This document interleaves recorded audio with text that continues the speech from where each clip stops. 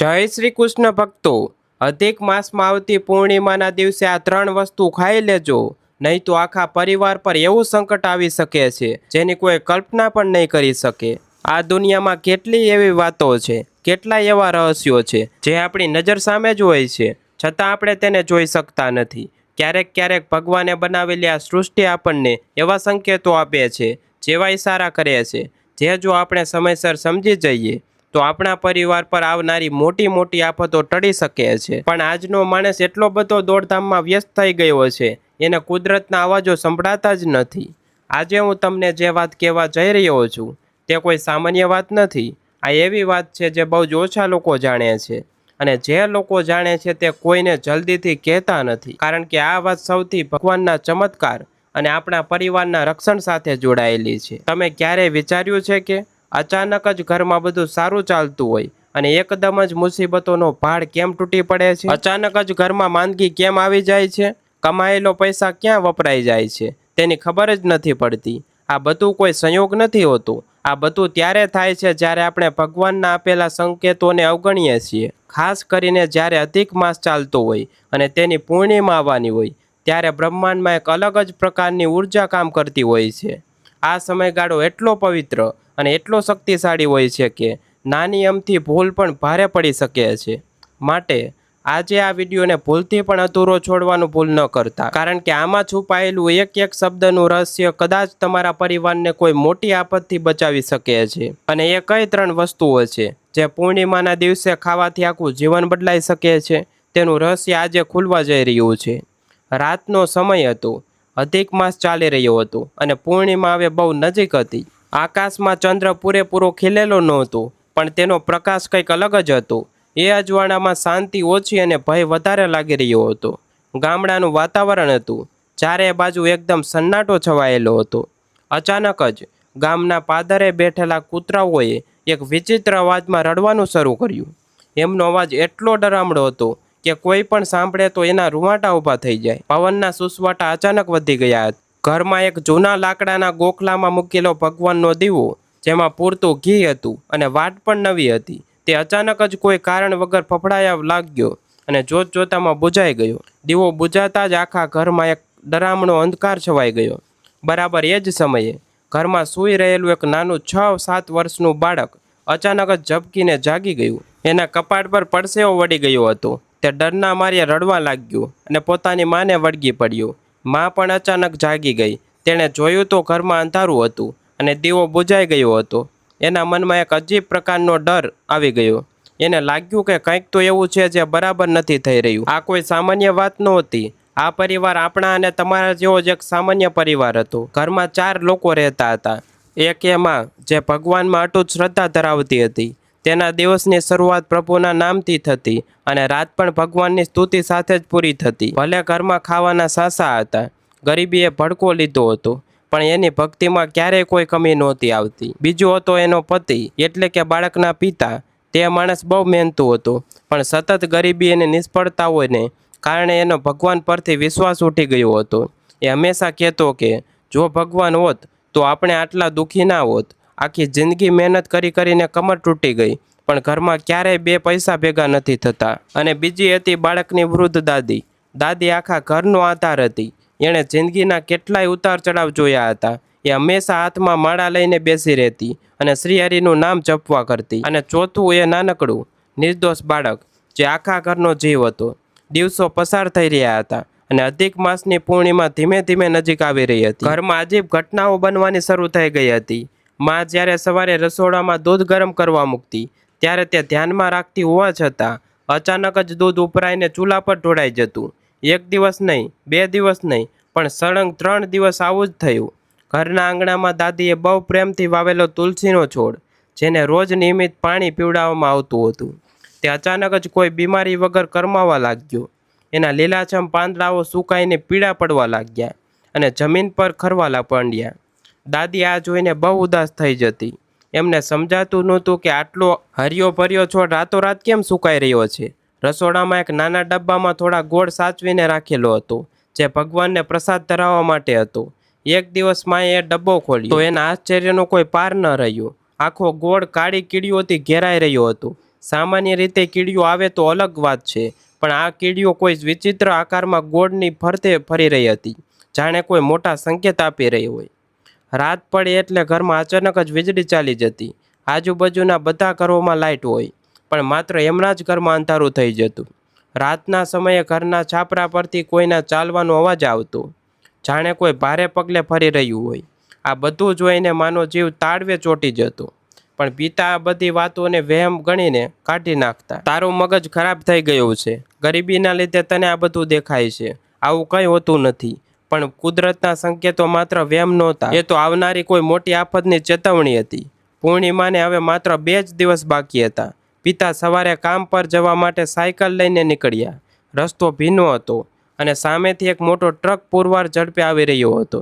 અચાનક જ પિતાની સાયકલનું ટાયર સ્લીપ થઈ ગયું અને તેઓ રસ્તા પર પડી ગયા. ટ્રક તેમની એકદમ નજીક આવીને માંડ માંડ ઊભી રહી. માત્ર 1 સેકન્ડનો જ ફરક હતો, નહીં તો આજે તેમનો જીવ બચી શક્યો ન હોત. તેઓ ધ્રુજતા ધ્રુજતા ઘરે પાછા આવ્યા. એમનો શ્વાસ અદ્ધર થઈ ગયો હતો. પહેલીવાર એમના મનમાં ડર બેઠો હતો કે કંઈક તો ખોટું થઈ રહ્યું છે. એ જ દિવસે સાંજે ઘરમાં રમતા રમતા બાળકને અચાનક જ ભારે તાવ ચડી ગયો. તાવ એટલો બધો હતો કે બાળકનું આખું શરીર ભઠ્ઠીની જેમ તપી રહ્યું હતું. માએ એના માથા પર પાણીના પોતા મૂક્યા, દેશી ઉપચારો કર્યા, પણ તાવ ઉતરવાનું નામ જ નહોતો લેતો. બાળક બેહોશીની હાલતમાં કંઈક બબડી રહ્યો હતો. ઘરમાં ડર અને ગભરામણનો માહોલ છવાઈ ગયો. પૈસા નહોતા કે કોઈ મોટા દવાખાને લઈ જઈ શકાય. માં ભગવાનની મૂર્તિ સામે બેસીને ધ્રુસકે ધ્રુસકે રડી રહી હતી. હે મારા નાથ, આ કઈ જન્મની સજા આપી રહ્યો છે? મારા દીકરાને બચાવી લે ભગવાન. આ બધું જોઈને દાદીનું હૃદય પણ કંપવા લાગ્યું. દાદી તરત જ ઊભા થયા અને ઘરના એક ખૂણામાં પડેલી જૂની પતરાની પેટી પાસે ગયા. એમના હાથ ધ્રુજી રહ્યા હતા. એમણે પેટી ખોલી અને અંદરથી કપડામાં વીંટાળેલી એક બહુ જૂની પીળા પડી ગયેલા પાનાવાળી ડાયરી બહાર કાઢી. આ ડાયરી દાદાના સસરાએ, એટલે કે બાળકના પરદાદાએ વર્ષો પહેલા લખી હતી. એવું કહેવાતું કે તેઓ બહુ મોટા ભક્ત હતા અને તેમને ભવિષ્યનો અણસાર આવી જતો હતો. દાદીએ ડાયરીના પાના ફેરવ્યા અને એક પાના પર એમની નજર સ્થિર થઈ ગઈ. એ પાના પર મોટા અક્ષરે લખેલું હતું, જ્યારે અધિક માસની પૂર્ણિમા નજીક આવે અને ઘરમાં તુલસી સુકાવા લાગે, દૂધ ઢોળાવા લાગે અને ઘરમાં કોઈ કારણ વગર ભયનો માહોલ ઊભો થાય, તો સમજી લેજો કે એ કોઈના સામાન્ય સમય નથી. પૂર્ણિમાની રાત પહેલા પરિવારને ચેતવી જજો, નહીં તો મોડું થઈ જશે અને પછી એવું સંકટ આવશે જેની કોઈએ કલ્પના પણ નહીં કરી હોય. આ વાક્ય વાંચીને દાદીની આંખોમાં આંસુ આવી ગયા. એમણે સમજાઈ ગયું કે કુદરત એમને ક્યારની ચેતવણી આપી રહી હતી, પણ તેઓ સમજી શક્યા નહોતા. દાદીએ તરત જ દીકરા અને વહુને બોલાવ્યા અને આખી વાત કહી, પણ પિતા હજુ પણ પૂરેપૂરો માનવા તૈયાર નહોતા. એમણે કહ્યું, બા, આ બધી જૂની વાતો છે. આવું કંઈ લખેલું હોય એટલે સાચું થોડું માની લેવાનું. બાળકને માત્ર તાવ આવ્યો છે, સવાર સુધીમાં મટી જશે. પણ ક્યાં ખબર હતી કે આ તો માત્ર શરૂઆત હતી. પૂર્ણિમાની રાત આવી પહોંચી. આકાશ કાળા ડરાવણા વાદળોથી ઘેરાઈ ગયું. પૂર્ણિમાનો ચંદ્ર વાદળોની પાછળ સંતાઈ ગયો હતો. અચાનક જ કોઈ પણ જાતની આગાહી વગર ભયંકર વાવાઝોડું શરૂ થયું. પવન એટલો જોરદાર હતો કે ઘરના નળિયા ઉડવા લાગ્યા અને તેની માથે ધોધમાર વરસાદ છૂટી પડ્યો. આકાશમાંથી જાણે વીજળીઓના કડાકા ભડાકા સાથે પ્રકોપ વરસી રહ્યો હતો. આખા ગામમાં અંધારપટ છવાઈ ગયો હતો. બાળક ખાટલામાં સૂતો હતો અને મા એની બાજુમાં બેઠી હતી. અચાનક જ એક જોરદાર પવનનો ઝપાટો આવ્યો અને ઘરનો દરવાજો ધડાકધેરા ખુલી ગયો. પવન એટલો તેજ હતો કે ઘરમાં રાખેલો નાનો દીવો બુજાઈ ગયો અને માની આંખોમાં ધૂળ ભરાઈ ગઈ. માએ આંખો ચોળતા ચોળતા માંડ દીવો સળગાવ્યો અને જ્યારે અંજવાળું થયું ત્યારે એણે જે જોયું તેનાથી તેના પગ નીચેથી જમીન ખસી ગઈ. ખાટલો ખાલી હતો. બાળક ત્યાં નહોતો. મારો દીકરો, મારો કાનુડો ક્યાં ગયો? માએ બૂમ પાડી. પિતા પણ દોડીને આવ્યા. આખું ઘર શોધી માર્યું, પણ બાળક ક્યાંય નહોતો. પેલા ભયંકર વાવાઝોડા અને વરસાદની વચ્ચે બાળક ક્યાં ગાયબ થઈ ગયો તે કોઈને સમજાતું નહોતું. મા તો પાગલ જેવી થઈ ગઈ. એ વરસાદમાં કાદવમાં ઉઘાડા પગે ઘરની બહાર દોડી. મારા દીકરાને કોઈ બચાવો, કોઈ તો મારી મદદ કરું. આખા ગામમાં એવી ચીસો ગુંજી રહી હતી, પણ વરસાદના અવાજમાં એનો અવાજ દબાઈ રહ્યો હતો. પિતા પણ ટોર્ચ લઈને દીકરાને શોધવા દોડ્યા. આ બાજુ ઘરમાં દાદી ભગવાનની મૂર્તિ સામે જમીન પર બેસી ગયા. એમને 2 હાથ જોડ્યા અને આંખોમાંથી જોરદાર આંસુ વહેવા લાગ્યા. હે શ્રી હરિ, હે વિષ્ણુ ભગવાન, મારી ભક્તિમાં એવી કઈ ખામી રહી ગઈ છે તે મારા ઘરનો દીવો ઓલવી નાખ્યો. મારા નિર્દોષ પૌત્રોની રક્ષા કરજે પ્રભુ. જ્યારે માણસ ચારે બાજુથી હારી જાય છે ત્યારે એનો અંધકાર તૂટી જાય છે, ત્યારે તેને સમજાય છે કે એના હાથમાં કંઈ જ નથી. આખું ગામ ફરી વળ્યા પણ બાળકનો કોઈ પત્તો ન લાગ્યો. આખરે તેઓ થાકીને હારીને પૂરેપૂરા ભીંજાયેલા ઘરે પાછા આવ્યા. આજે પહેલી વાર એ અહંકારી અને શંકાશીલ માણસ ઘરમાં રાખેલી શ્રી હરિવિષ્ણુની મૂર્તિ સામે ઘૂંટણીએ પડી ગયો ને ધ્રુસકે ધ્રુસકે રડવા લાગ્યો. મને માફ કરી દો ભગવાન, મને ભૂલથી સજા મળી ગઈ. મેં ક્યારેય તારો વિશ્વાસ ન કર્યો, મેં હંમેશા તારો વિરોધ કર્યો, પણ મારા નિર્દોષ દીકરાઓનો શું વાંક હતો? એને પાછો આપી દે પ્રભુ, હું આખી જિંદગી તારો દાસ બનીને રહીશ. પિતાનો આ પશ્ચાતાપ એકદમ સાચો હતો. તેના આંસુ સીધા ભગવાનના ચરણો સુધી પહોંચી રહ્યા હતા. અને બરાબર એ જ સમયે જ્યારે પરિવારનો આખો વિશ્વાસ અને પરીક્ષામાંથી પસાર થઈ રહ્યો હોય ત્યારે એક ચમત્કાર થયો. બહાર જે ભયંકર પવન અને વરસાદ હતો તે અચાનક જ જાણે કોઈએ સ્વિચ બંધ કરી દીધી હોય તેમ એકદમ શાંત થઈ ગયો. વાદળો વિખેરાવા લાગ્યા અને પૂર્ણિમાના ચંદ્રનો શીતળ પ્રકાશ સીધો ઘરના આંગણામાં પડ્યો. ઘરના ગોખલામાં જે દીવો બુજાઈ ગયો હતો તે કોઈએ સળગાવ્યા વગર અચાનક જ ફરીથી પ્રગટી ઉઠ્યો. એની જ્યોત એટલી તેજસ્વી હતી કે આખું ઘર ઝળહળી ઉઠ્યું. દાદીની નજર ઘરમાં આંગણામાં સુકાઈ ગયેલી તુલસી પર ગઈ. ચંદ્રના પ્રકાશમાં એમણે સ્પષ્ટ જોયું કે જે છોડ સાવ સુકાઈને લાકડું બની ગયો હતો તેના મૂળમાંથી અચાનક જ એક નવી તાજી લીલીછમ કુમળ ફૂટી નીકળી હતી. આ કોઈ સામાન્ય ઘટના નહોતી. અને ત્યારે જ દૂર કોઈ મંદિરમાંથી શંખનો મધુર અવાજ વાતાવરણમાં ગુંજી ઉઠ્યો. દાદીની આંખો બંધ થઈ ગઈ. એમને એક ક્ષણ માટે એકદમ દિવ્ય સ્વપ્ન જેવો આભાસ થયો. એમણે લાગ્યું કે સાક્ષાત ભગવાન વિષ્ણુ તેમના સ્વપ્નમાં આવ્યા છે અને એ દિવ્ય વાણી ગુંજી રહી છે. સમય હજુ ગયો નથી, શ્રદ્ધા ક્યારેય નિષ્ફળ જતી નથી, પૂર્ણિમાનો પ્રભાવ હજુ બાકી છે. દાદી અચાનક જ જાગી ગયા. એમની આંખોમાં એક નવી જ ચમક હતી. એમને પેલી જૂની ડાયરી યાદ આવી. એમણે તરત જ રડતા દીકરા અને વહુને બોલાવ્યા. રડવાનું બંધ કરો, ભગવાને આપણને છેલ્લી તક આપી છે. મારો જીવ કહે છે કે આપણો કાનુડો એમ કેમ છે, પણ હવે આપણે એ કરવું પડશે જે આ ડાયરીમાં લખ્યું છે. પૂર્ણિમાની આ પવિત્ર રાત્રે, અધિક માસના આ દિવ્ય પ્રહરમાં આપણે એ 3 વસ્તુઓ ભગવાનને અર્પણ કરવી પડશે. મા અને પિતા એકી ટસે દાદી સામે જોઈ રહ્યા હતા. એમના મનમાં હજારો સવાલો હતા. ખૂબ ઓછા લોકો જાણે છે કે અધિક માસ એ ભગવાનનું પુરુષોત્તમનું એટલે કે સાક્ષાત શ્રી હરિવિષ્ણુનો માસ છે. આ મહિનામાં આવતી પૂર્ણિમાનું મહત્વ સામાન્ય પૂર્ણિમા કરતાં 1000 ગણું વધારે હોય છે. આ દિવસે કરવામાં આવેલી ભક્તિ અથવા તો ભગવાનને ધરાવેલો નાનો પ્રસાદ પણ આખું જીવન બદલી શકે છે.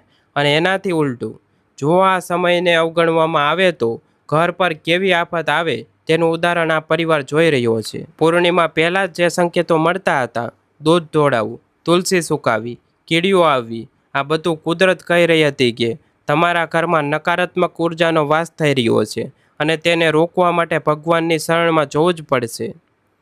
દાદીએ ધીરજથી ડાયરીના પાના ફેરવ્યા અને પછી દાદીએ ધીમે ધીમે ડાયરીનું છેલ્લું પાનું ખોલ્યું અને તેમાં લખેલી એ 3 પવિત્ર વસ્તુ જોઈને આખો પરિવાર આશ્ચર્યમાં પડી ગયો. કારણ કે તે 3 વસ્તુઓ કોઈ મોંઘી કે દુર્લભ જડીબુટ્ટીઓ નહોતી. એ એવી વસ્તુઓ હતી જે તેમના ઘરમાં જ હાજર હતી. દાદીએ ડાયરીમાંથી વાંચીને 3 વસ્તુઓના નામ લીધા: દૂધ, તુલસી અને ગોળ. હા મિત્રો, દૂધ, તુલસી અને ગોળ. આ 3 વસ્તુઓ સાંભળવામાં ભલે એકદમ સામાન્ય લાગતી હોય, પણ અધિક માસની પૂર્ણિમાના દિવસે આ ત્રણેયનો સંગમ એક એવો દિવ્ય પ્રસાદ બનાવે છે જેની શક્તિ સામે કોઈ પણ ખરાબ નજર કે સંકટ ટકી શકતું નથી. દાદીએ સમજાવવાનું શરૂ કર્યું, દીકરા, આ 3 વસ્તુઓ કોઈ સામાન્ય વસ્તુઓ નથી. આ ત્રણેયનો સીધો સંબંધ સાક્ષાત ભગવાન વિષ્ણુ અને માતા લક્ષ્મી સાથે છે. દૂધ એ પવિત્રતા અને સમૃદ્ધિનું પ્રતીક છે. સમુદ્ર મંથન વખતે ક્ષીરસાગરમાંથી જ માતા લક્ષ્મી પ્રગટ થયા હતા, એટલે દૂધ એ લક્ષ્મીનું સ્વરૂપ છે. તુલસી તો ભગવાન વિષ્ણુને સૌથી વધુ પ્રિય છે. તુલસી વિના શ્રીહરિ કોઈ પણ પ્રસાદ ગ્રહણ કરતા નથી. તુલસી એ સ્વાસ્થ્ય, ભક્તિ અને સકારાત્મક ઉર્જાનો ભંડાર છે. અને ત્રીજું છે ગોળ. ગોળ એ આપણા જીવનના મીઠાશ, નમ્રતા અને શરણાગતિનું પ્રતીક છે. જ્યારે આપણે આ ત્રણેય વસ્તુઓને ભેગી કરીને પૂર્ણિમાની રાત્રે ભગવાનને અર્પણ કરીએ છીએ ત્યારે તે માત્ર પ્રસાદ નથી રહેતો, પણ તે એક અમૃત બની જાય છે. આ સમસ્યા પછી મા તરત જ રસોડામાં ગઈ. ઘરમાં થોડુંક જ દૂધ બચ્યું હતું. એણે એક સ્વચ્છ વાટકીમાં એ દૂધ કાઢ્યું.